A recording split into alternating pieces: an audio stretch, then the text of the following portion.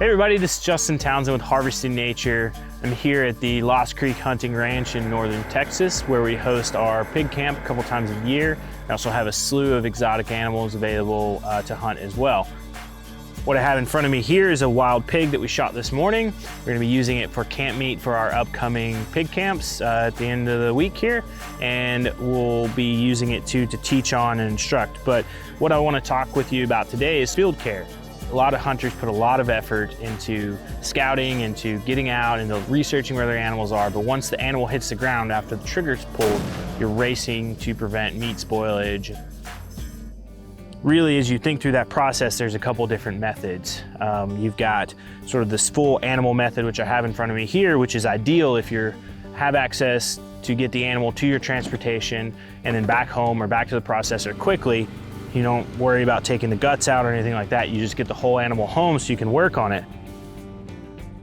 Another method too is field dressing. That's where you're gonna make a slit down the bottom and you're gonna remove the guts. And the point of that is to get the internal organs out of the animal so the animal can start cooling down, you can get air circulating inside the body cavity.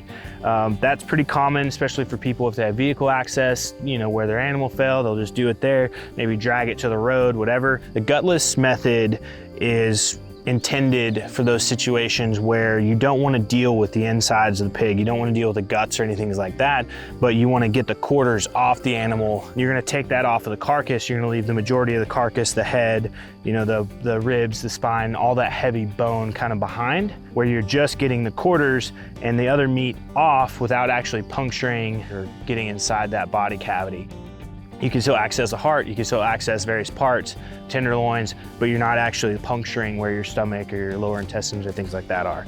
So it's a great process to really get the animal cooled down quickly, especially if you're in a hot environment. Early season hunting is notorious for being really warm, and you can get out and make sure that you're getting the meat hung up in the tree, getting it set in the shade, getting it, you know, iced in the cooler, whatever you need to do to get it cooled off quickly. This is probably the best method to do that. Don't let this part of the process intimidate you. Like, being able to quarter out an animal it's a vital skill to have as a hunter. Helps you preserve the meat, helps you get it home quicker to be able to process and cook. But it also is something that the more you do it, the more you're comfortable with it, the quicker and easier it becomes.